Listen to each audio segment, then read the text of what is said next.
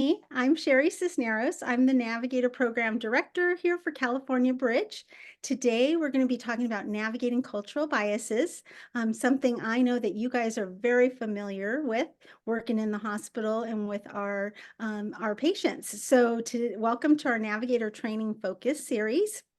As you know, we're a part of Public Health Institute, and we share our information and slide deck, and you will receive a post-event email with all of the resources today.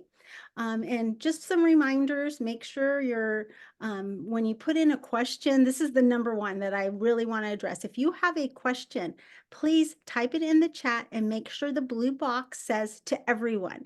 Because then if it doesn't, guess what happens? People don't know what the question you asked. So if you can do that, that would be great. As you know, I always start with what is California Bridge? You guys know this stuff. We're 24/7 access to high quality treatment of substance use disorders in all California hospitals by 2025. You guys, we have addressed every single hospital in California, and those participating, we're up to over 270 plus hospitals. So we're excited. We're happy about this. Our goal is to continue to reach out. Our model is very simple. We are 3 focuses in the hospital, in the emergency rooms. Number 1, our doctors are doing this. They're doing low barrier treatment with buprenorphine in the emergency room. Low barrier means patients come in, say, hey, I'm going through withdrawal, and our doctors give them the buprenorphine. That's our goal, right? Connection to care. So connection to care and culture of harm reduction is what you navigators do daily. Talking to the patients, referring them to whether it's treatment, whether it's harm reduction with no biases, right? We meet them where they're at. So I thank you for all of the things you guys are doing. You guys are doing an awesome job and you are making a difference. I know sometimes it seems endless and unappreciative, but if there's not one thing I've learned, changing one life, that's a start. So always remember that. Just do one today, okay? So some announcements real quickly. We have our next Navigator Focus series, which is next month, February 22nd at 11, and we're going to be promoting harm reduction. So all the newest, latest, up-to-date information about harm reduction. So we know you always like that topic. And then we are really proud to announce we're doing some Navigator Regional in-person workshops, you guys. Yay!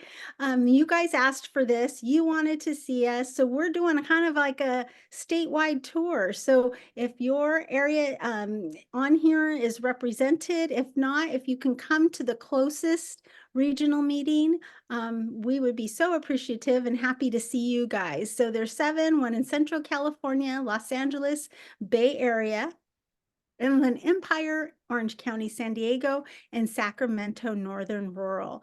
Please look on our website to sign up and for more information.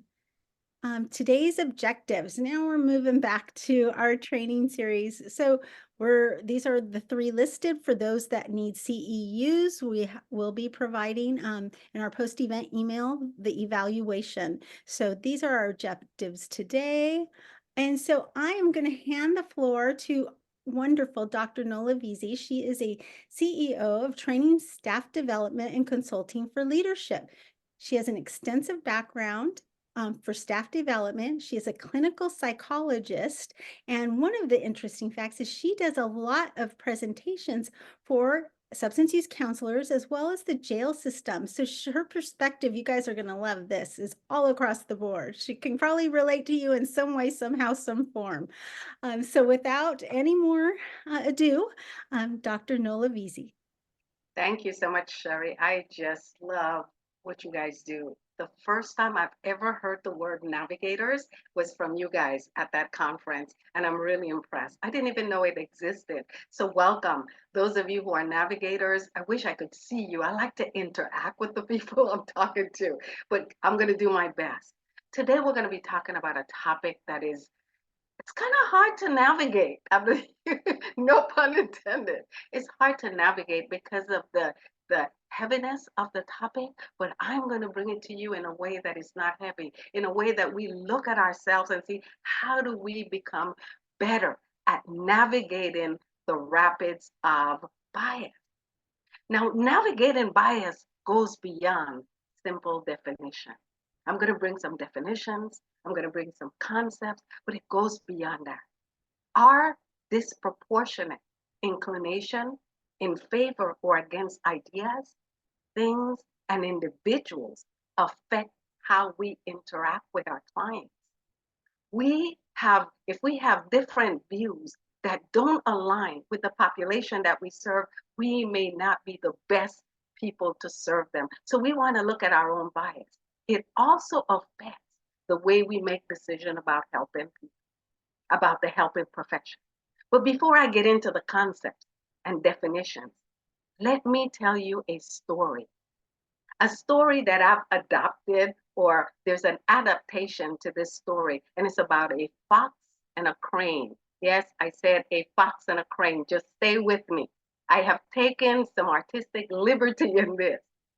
Now, the reason I'm telling you this story is because the developmental challenge in this story identifies subtle barriers that are created by bias. So the fox and the crane were colleagues in an outpatient clinic, and they served clients with co-occurring disorders and clients from different backgrounds, different cultures, but both were great at the job that they did. However, they held differing views about treatment. These differences had the potential for conflict, but they were professional. And the fox and the crane said, you know what? We're going to get to know each other better. So they just devised a plan. They said, we're going to invite each other to come over for dinner. So the fox invited the crane to dinner. And he thought, I know exactly what the crane like. And so I'm going to serve this sumptuous meal. And he cooked, and the meal smelled good and was sumptuous, but he served it on a flat, large dish. Now, the crane said, this looks delicious. But with his long, narrow beak, he found it difficult to enjoy this delicious food because he couldn't pick it up. So when it was the crane's turn to invite the fox to dinner, he cooked a sumptuous meal as well, but placed it in a deep vase. The fox, with his short, wide face, was unable to eat the food because he could not reach it. You see, these two colleagues provided an equal opportunity for nourishment, but each time one of them was unable to take advantage of this opportunity. You see, each held an implicit belief that serving up what they thought the other one needed was enough, without accounting for the differences between them. Neither the fox nor the crane gave thought to the manner in which they were serving the meal. You see, because of implicit bias, they just thought that serving the meal was enough. Sometimes, especially in healthcare, we think serving up healthcare is enough without looking at the person that we are treating or that we're providing an intervention to. Understanding implicit bias requires our understanding of the definition of bias, the definition of implicit bias, and how it comes about, and how they're both rooted in divergent bias. Could you please set the next slide, please? And we're going to go. Today, we're going to define implicit bias. We're going to understand how implicit bias works in healthcare and how it affects our clients. And then we're going to identify bias in the delivery of services. Next slide. The brain. Go ahead now, Sherrie, if I ask you to read the first line, I want you to go ahead and read the first line of this chart. What would it sound like? Just read off the what you see on the first line. On the first line is red, green, yellow, green, blue, yellow, pink. Exactly. That's how our brains work. We associate and we create patterns. But if I were to tell you, I want you to read the color that you see, our brains will do the same thing. It will say red rather than green because we associate patterns in our brain, and it's the same thing with implicit bias. Next slide. So before we define implicit bias, I would like to, I don't know how many of you have heard or acquainted with the Tuskegee experiment. Tuskegee, Alabama did an experiment in the 1930s, and they recruited 600 African American men. 399 had syphilis and the rest did not.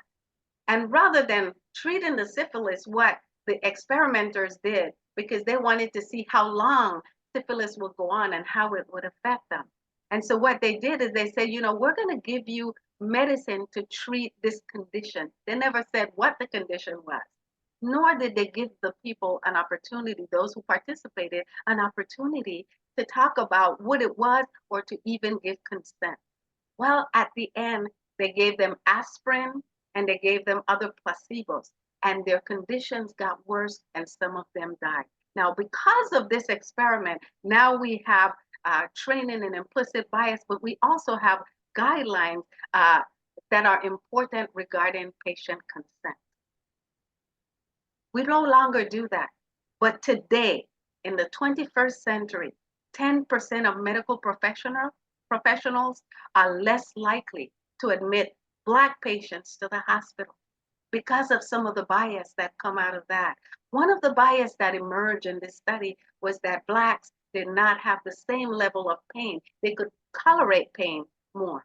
And so, or they would complain about things that were not necessarily geared towards admission. So they would say, well, this person is complaining of pain, but their tolerance is higher. So perhaps they don't need to be admitted. 20% of Black adults and 35% of Latinos could not access health care. But here's the kicker for us who are in the substance use and substance abuse field. People with a history of addiction are often perceived negatively just by being labeled addict.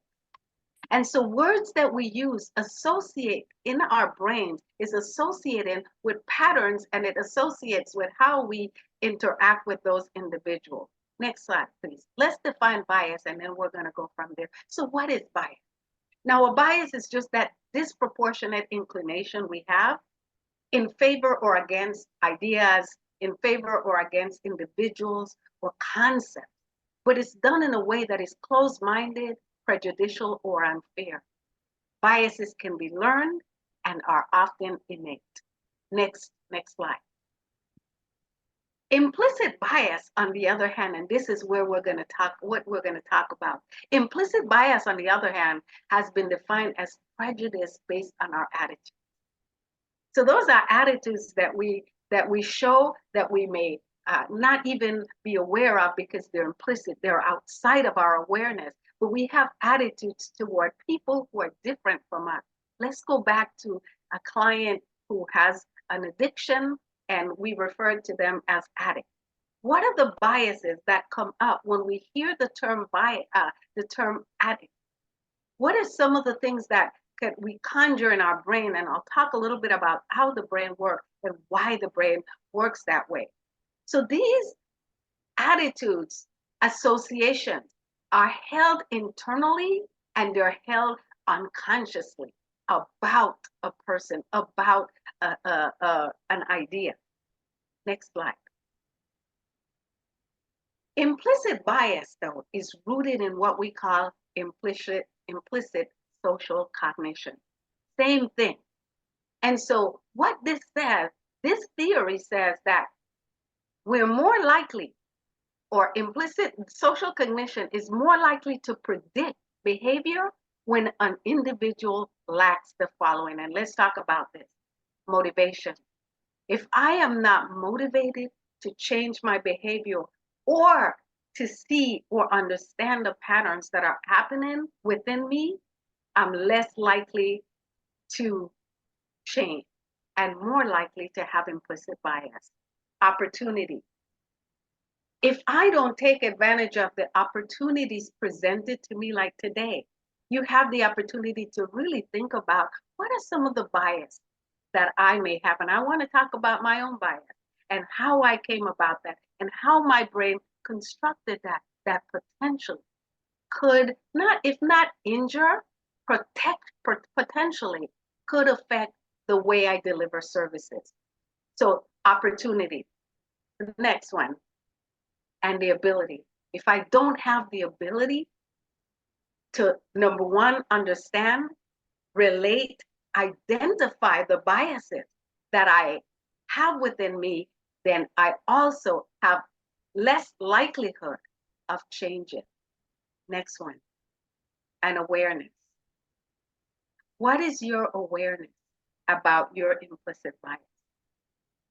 How do you become aware of the biases that you have? Let me tell you another story. I like stories. I spent 20 years in the United States Air Force, and back in the day, I'm old. So back in the day, you couldn't have tattoos to join the military. And if you had them, they had to be small and covered. So the bias that we learned in the military during that time was that if you had a tattoo, you were not fit for service in the United States military. Whether we said it out loud, whether we expressed that bias or not, we held that bias. I certainly did. And so when you talk to someone who wanted to come in the military or who had great potential, but they had a tattoo, the link, the patterns that my brain conjured was this, is that you have a tattoo and therefore you're not fit for service. I want you to think about some of the biases and some of the social cognitions that you may have in working with clients or with doctors and other healthcare providers who also have social cognitions regarding other people or people who are different than they are. Specifically, those who are dealing with addiction and who come to the healthcare, come to the hospital requiring care, but they've relapsed. What are some of the biases that they may have that cause healthcare providers to erect barriers?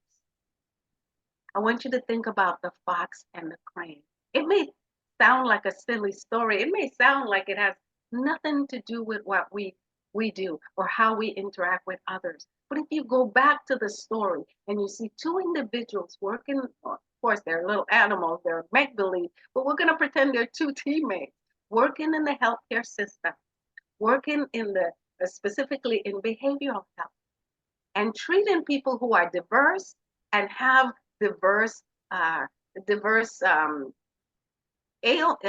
illnesses or diagnosis.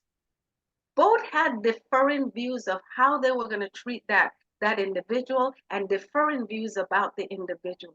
But they thought if we get together and if we get to know each other, then everything will be okay. We will be on the same page. But what was the developmental challenge that they faced? Although they learned what the other liked, they did not know enough about the other person to serve the food in a way that they both could take advantage of.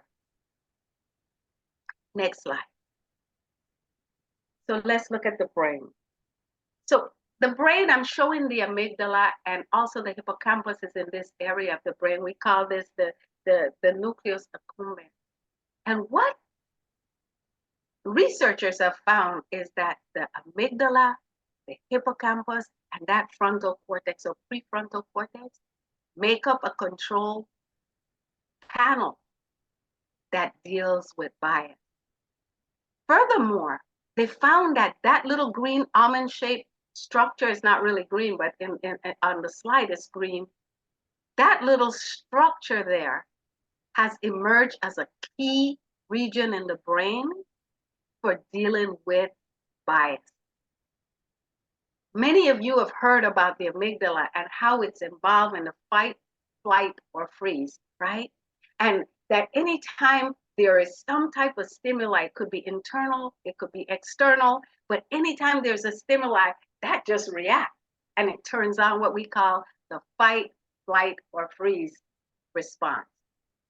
Imagine, if you will, working with someone who you have some bias about, whether it's because of race or gender or something else. You're working with someone.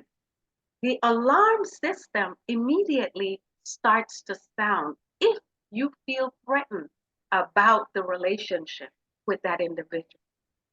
Now, what happens when the amygdala sounds the alarm is it also shuts down our ability to think clearly, to problem solve, and that happens in that region.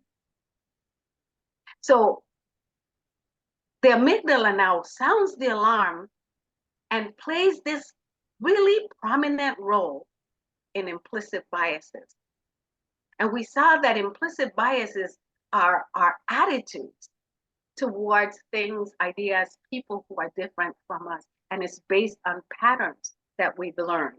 It's based on how we interact with people and how we store those in the hippocampus, which is that long-term memory. So now it's flashing, your amygdala is flashing, and you're saying, well, for example, this person has come in and they have addiction problems, and this is the third relapse. He's back, and all he is doing is drug seeking. And sometimes we evaluate people based on those biases rather than based on what is really happening before us.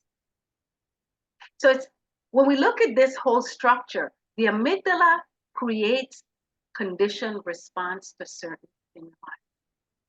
Our client came back in, or the doctor's client came back in. This is the third relapse.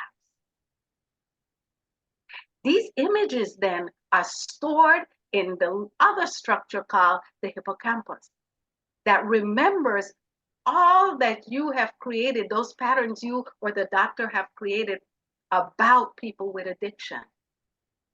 So now the person has come in, they've had another relapse, those alarm bells are sounding, you go back into your hippocampus and you retrieve the memory. You know what? He was here last month asking for medication, or she was here last week asking for medication. So I want you to think about the amygdala as that threat detection alarm that triggers that fight or flight. In response, though, to conditioned stimulus that you've had, you've been conditioned to think that this person, because they're having a relapse, there's something morally wrong with them, or they're just coming to seek more drugs. So now the amygdala has been triggered. The hippocampus has stored memories. Now it's starting to pair, and we're going to talk about that a little bit.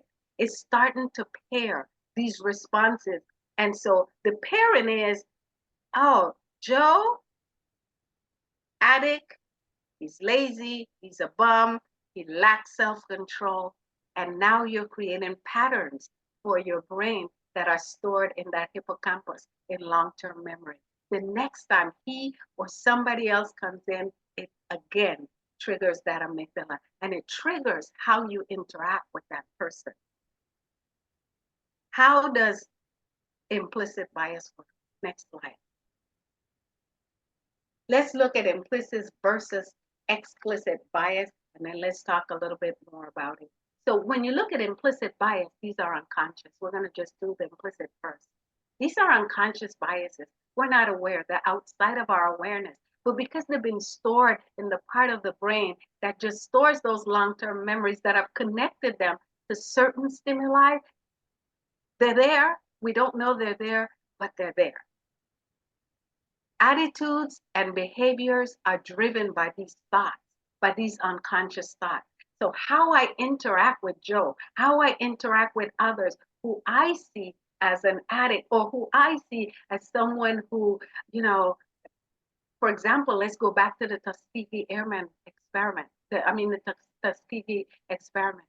Well, people who are of color, they have a higher threshold for pain So we don't need to give them pain medication as much as we may need to give somebody else pain medication. So what do? Then we under medicate. Or if the person has an addiction problem, then we say that you don't need medication. You're just seeking, drug seeking behavior. So what happens then that it creates dissonance. It creates a disparity between what we feel as navigators, as addiction counselors, what we think and what we do or how we behave. Explicit bias, on the other hand, there's an awareness of our biases. We know that we have a bias against certain things. When I talked about my term in the military and tattoos, I wasn't aware that there was a bias against people with tattoos and serving in the military. You see, I have learned over and over after many years in the military that if you had a tattoo, somehow it was connected to unfitness.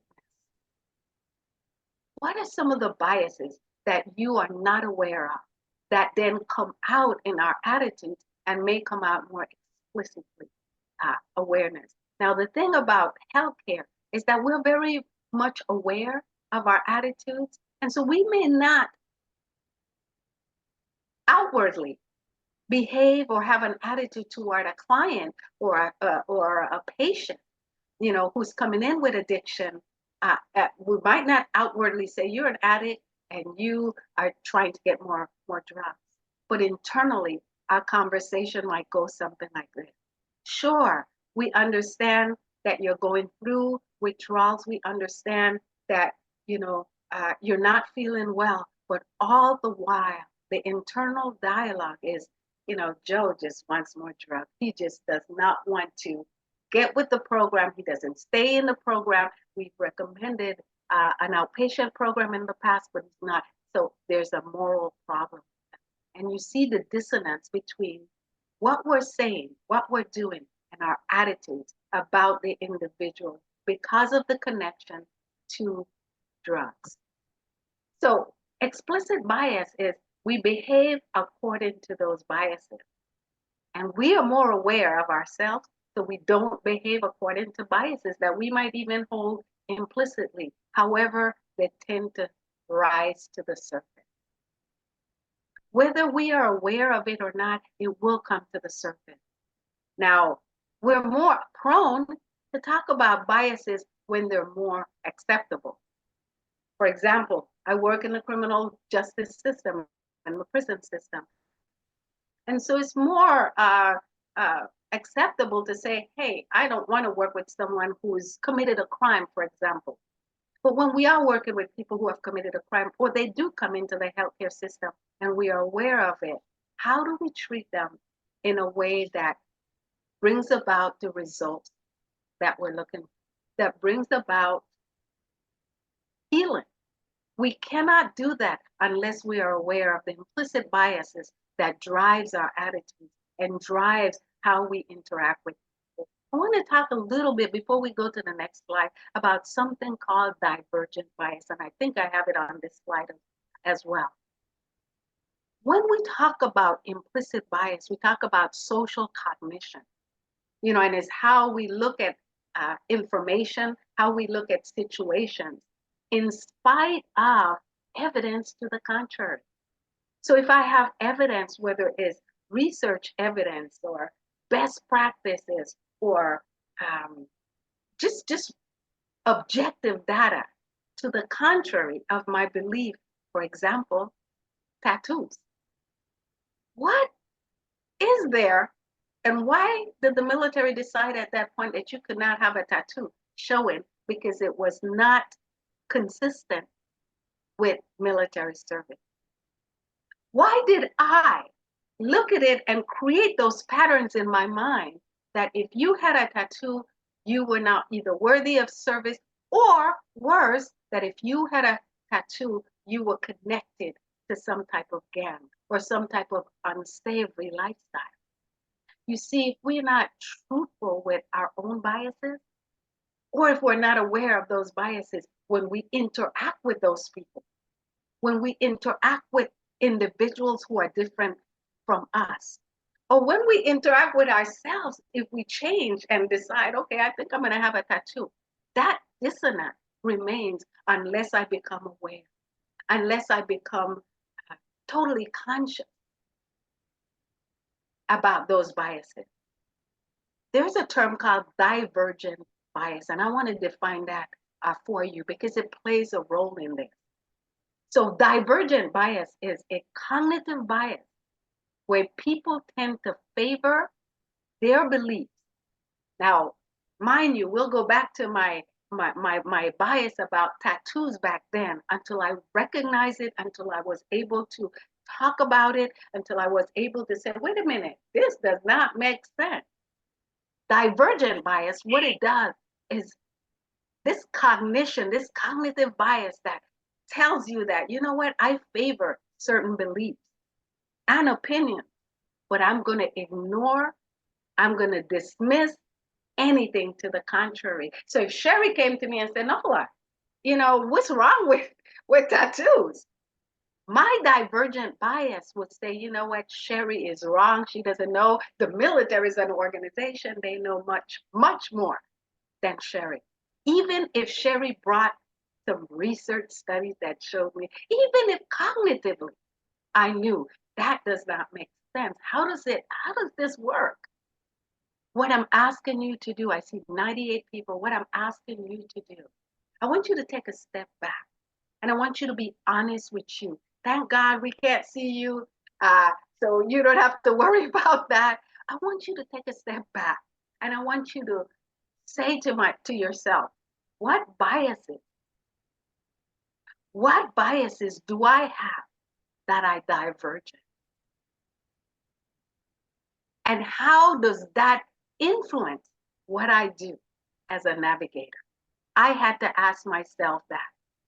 So when we talk about divergent biases and these opinions that I have or that you have that are so contradictory to research or to things like science, but we still want to hold on to them. You see, this type of bias can lead us to a lack of openness to new ideas and to perspective, and can make it difficult for people to change their minds or consider alternative viewpoints. I want to circle back again to the experiment. One of the things that came about, not necessarily with that experiment, but as a result, is that they felt that Black people's skin was harder and different than people who were not of color. What does that imply? How does it bring about implicit bias and therefore not having good relationship with patients for healthcare provision? Here it is how. I went to a hospital, VA hospital, I won't mention which one. And at the age of 50, I'm kind of an old broad here. At the age of 50, I'm past that now. I was going to get my pneumonia thing vaccine. And the nurse who was around my age, she tried to give me the vaccination and she said, oh, your skin is hard. And I said, well, and it's different, is what she said. I said, well, what you might not be aware of is that even people my age who work out can have better muscle tone. So it's not so much the skin because it was an intramuscular vaccine that she was trying to give, is that my muscles are tighter because I work out. But because of our bias, and I know this because we were able to talk about it, because of our bias, she immediately thought that Black skin and white skin were different. Even though there's research, and she was in healthcare, there's research to the contrary. If we don't understand the differences or the science that is out there to dismiss some of the things that we hold in our brain, so to speak, we will never be able to get rid of implicit bias. See, we're able to not get rid of, but we're able to contain explicit bias because you're not going to say something inappropriate working in healthcare, but your implicit bias will lead you to behave inappropriately because of your attitude about a person or situation that is different. So I said that divergent bias can lead to a lack of openness to new ideas and perspectives, but it can also make it difficult for you to change your mind when you are confronted with any alternative viewpoint. This type of bias can also contribute to group polarization, and we've seen it. We've seen it in the media, we've seen it even maybe in your workplace. And so there's a polarization where one group gets an extreme belief and the other group has the opposing belief. If we were to go back to the fox and the crane, we will see that they didn't have extreme polarization. Perhaps they didn't have divergent bias. However, there was implicit biases that caused them not to think about the needs of someone who were different. You see, the fox was structured differently and required a different plate to eat from. And the crane, the same thing. But both brought the types of plates that they were used to and that fed them, that they were able to access. And sometimes in healthcare, is that when we're dealing with patients, we're talking to people who are different, we may not step back and think, what are the needs of that individual, which is different from my needs? I talked about the polarization that divergent bias can create, but it also can lead to a differing internal and external dialogue. Think about this. If you use paraphrasing techniques, and we do, we learn that, especially those of you who are drug and alcohol providers, counselors, mental health providers, we learn to paraphrase. This is what it would sound like. I heard you say that you had a slip. We're talking to a client or a patient with addiction because of the stress in your life. However, your internal conversation sounds more like this. Yeah, I heard you, but you always have an excuse for what you don't want to follow when you don't want to follow the program. It is so typical of addicts. You know, you're not taking responsibility for yourself. Do you see the disconnect between your internal dialogue and your external dialogue? Unfortunately, that internal dialogue is going to influence your attitude toward that patient, toward that client. And I talked about where this happens in the brain. And we go back to that region of the brain where the amygdala lies, where the hippocampus lies. The minute that client, that patient comes in and you're paraphrasing, but there's an alarm bell going off. Here he comes again. Here she comes again. And even though externally you're not saying that, your internal attitude is coming out, and it affects how that client sees him or herself, sees you as a provider. And you especially as navigators, I just love that term, navigators. You as navigators have a unique opportunity to talk with not just the client, to advocate with clients, but also to advocate on their behalf with their providers, the medical doctors, and even to talk to medical doctors to say, hey, I know that, addicts are often seen this way. That's why I don't like that term, addicts. And I know that many people who are themselves dealing with addiction, who are in recovery, use that term. But when you use a term that labels who you are, it also decides for you who you're going to continue to be. A person in recovery is marching towards something. An addict is this, stagnant in that addiction. And because of implicit biases, we see them that way. And when we interact with a person who's struggling with addiction, guess what? Our attitudes reinforce how they see themselves in that light.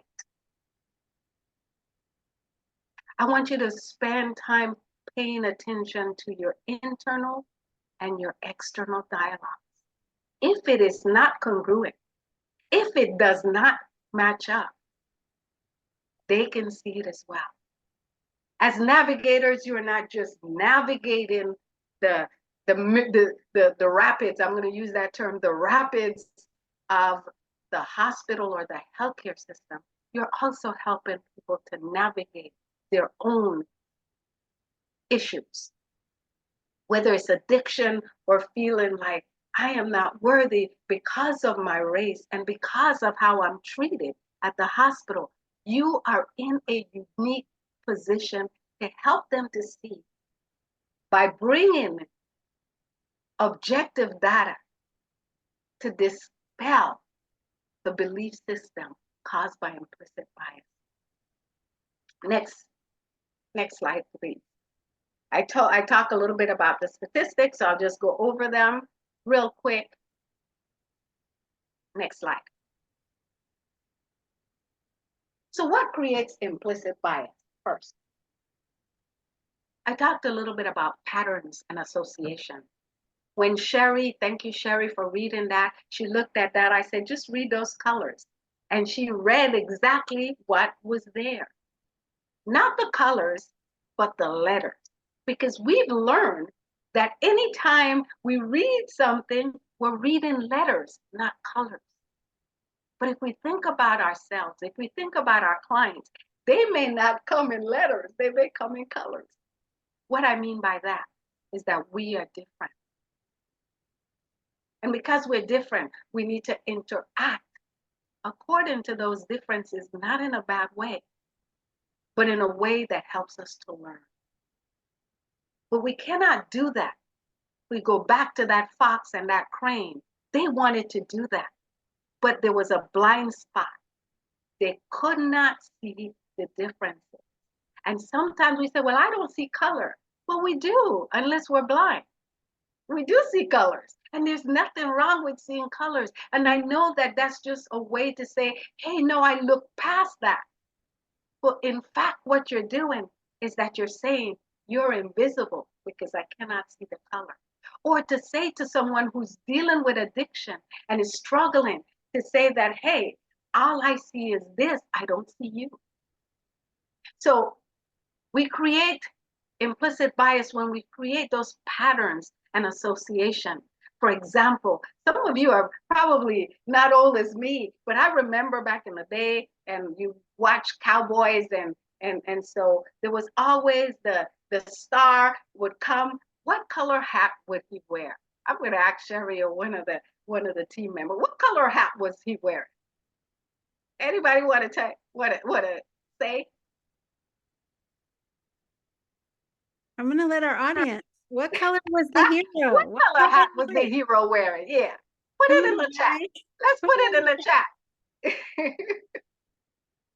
Brown, no, red, Brown. brown, Okay, see brown hat. The hero is wearing brown, white, white. brown. So when we look at old movies, the hero was always wearing a white hat. And the person who was the criminal, who was the bad guy, was wearing a black hat. Those stem from our implicit biases. And yeah, the desperados, somebody put the desperados wearing black hats. And we learn those implicit biases.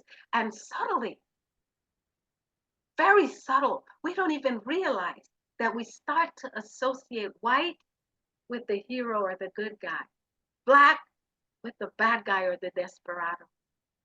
And we do those same associations with people and with situations. So we associate, we create patterns. And those patterns are saved in that hippocampus as a long-term memory. But it first came through via the amygdala, because the amygdala also stores memories, but it stores memories emotionally, emotional memory. So if I see someone with a black hat approaching me, guess what's going to happen? The amygdala is going to sound the alarm, and I'm going to respond based on that alarm that the amygdala sounded. This is a bad guy. He's wearing a black hat. We don't even realize that we're doing that. And it does that. The brain does that not because we want to be prejudiced. The brain does that because we need to simplify concepts and constructs in the world. Can you imagine if I have to think about all these different things? No, the brain simplifies it. Black, bad, and it stores it. And so when we see that, immediately the bells go off. Bad. And they've done many different experiments. They did the brown eye, blue eye experiment. You may not be aware of it, but they told kids, these were kids in elementary school, that if you had blue eyes, you were good. If you had brown eyes, you were bad. And they did this experiment. And after a while, the kids with blue eyes began to treat the kids with brown eyes, even white kids, they begin to treat them bad. Now, the teacher then switched it over and said, brown eyes are good, blue eyes are not good. And it's just a way to show how our brains make patterns that if we're not aware of those patterns, we interact with people based on those. So our brain just needs to simplify. Our brain just needs to simplify concepts, constructs, and then social conditioning. We create implicit bias by the interplay, and I see you, Sherrie, thank you. The interplay between the amygdala, the hippocampus, and the prefrontal cortex. Here's what I learned. And I'm gonna kind of leave it at that and see if anybody have questions. So the amygdala sound the alarm. The hippocampus has the long-term memory stored, but the prefrontal cortex, that's the place that tells you, no, Nola, this is not the way to behave. There is evidence to the contrary. But what happens is that the amygdala, when it's sounding the alarm, it also shuts down our ability to think critically. It shuts down our ability to say, wait a minute, I see the pattern. I see that, you couldn't have tattoos and join the military, but it wasn't because you were not a good. But the frontal cortex has to come back online. Sherrie, I want to kind of stop there because I want to give people an opportunity to talk. We have 10 minutes and I don't want to just talk the whole time. I want to see if there's any questions that I can address while we're here. And I'm hoping maybe I can come back and continue this conversation or see some of you in person. So any questions?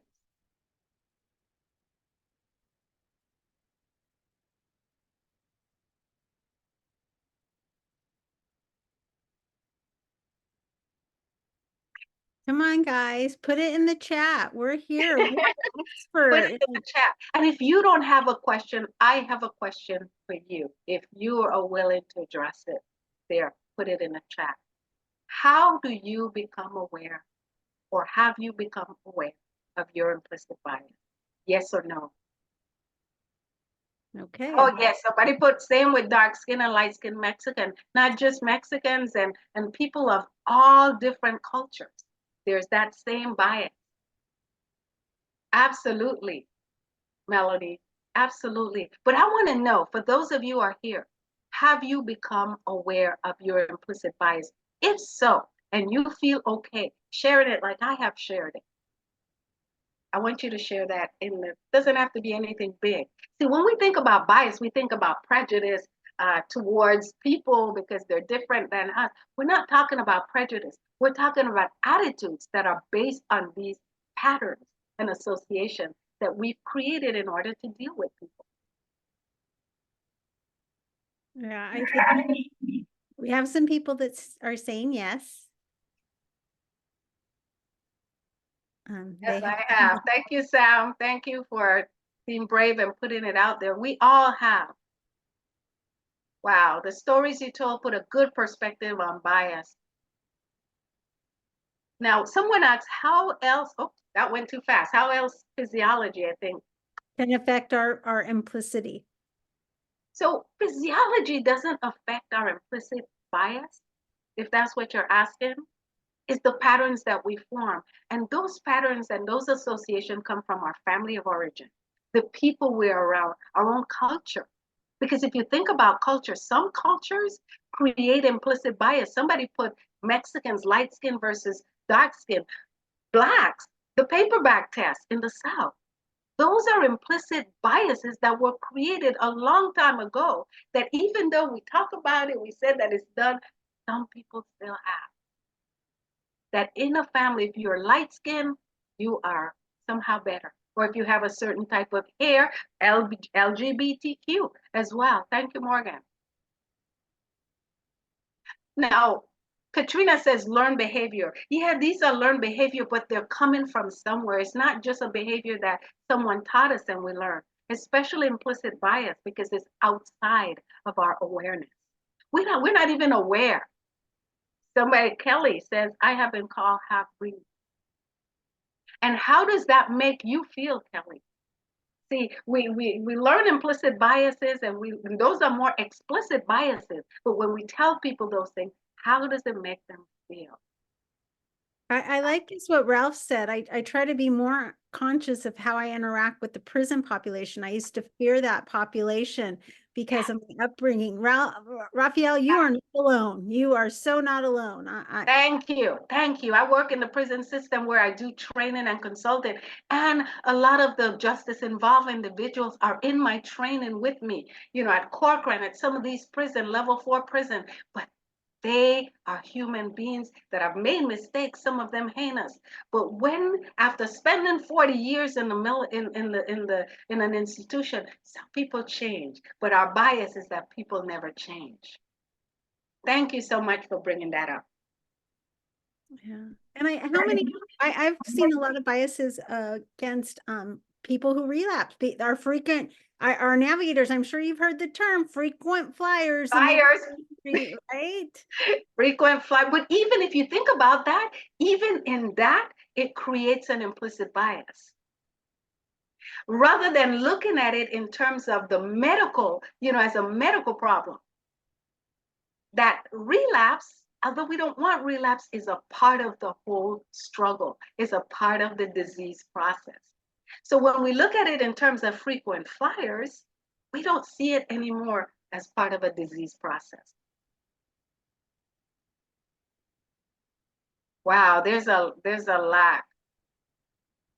There's a lot going on in the chat. I wish you guys were here so that I can interact with you. I love to interact, and you guys have some great comments.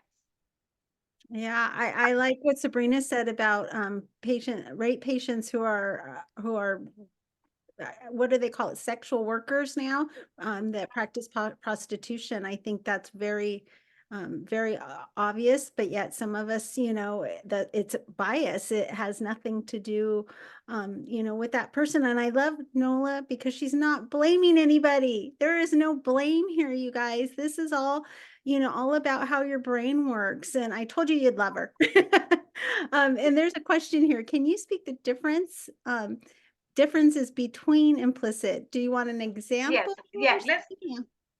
yeah. Let's go back to that slide because implicit bias is outside of our awareness, and these are internal attitudes. It's unconscious. When implicit bias is an attitude that is driven by our unconscious thoughts. And I talked about divergence bias, which really kind of solidifies, it kind of keeps that in place. Because when people or others are bringing information to the contrary of what we believe, we tend to reject. So it's so deep seated and so ingrained that it's hard to get rid of. It's not that we want to behave a certain way. These are things we've learned over the years. And if you're older like me, can you imagine how many years those are of believing something? It takes a while to unbelieve it. Now, explicit bias is a little easier, and behaviorally, we can change that because we are aware of it and we behave according to those biases. So when we're looking at interventions like cognitive behavioral type treatment, that helps us to change because it's a behavioral cognitive link that we are aware of and so we can drive change. That's explicit bias.